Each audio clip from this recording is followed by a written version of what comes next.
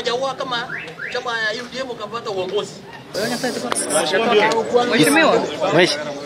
Kama ndebara se account ngamko babwata bale una uboibi mboro. Kaba nabangina nabasaye bale bieni mono. Nani? Nama ete gwetete abotambi. Nere tete mo wanjabo.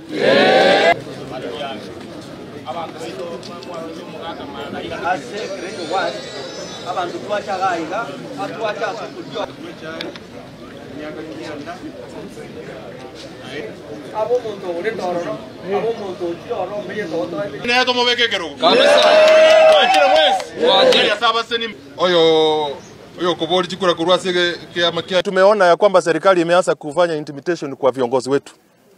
Aswa mheshimiwa gavana wetu, na tukiangalia vizuri ni kwa sababu alifanya kutembea katika upande wa Pondo na mheshimiwa Matiang'i.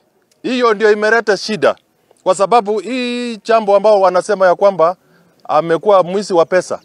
Sisi hatujaona hiyo pesa ikiibiwa.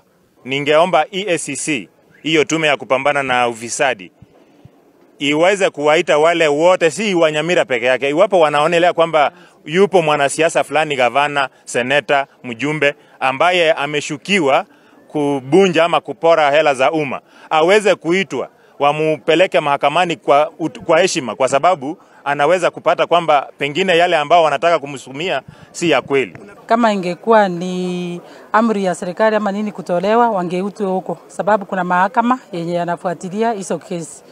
Protocol inakuwa kuingia kwa boma ya mtu, kuingilia kabisa, hiyo sasa inaonekana kama ni siasa kabisa. Hii mambo ya kuingilia gavana sioni kama ni kitu ya ukweli. Because kama ingekuwa ni ya ukweli wangeanza hapo mapema. Lakini sio kuongoja mpaka wakati wa election ndio wanaanza kunyanyasa yeye. So that aonekane akifiche, asionekane kuja kukampeni. So mimi ningeomba wamwachilie.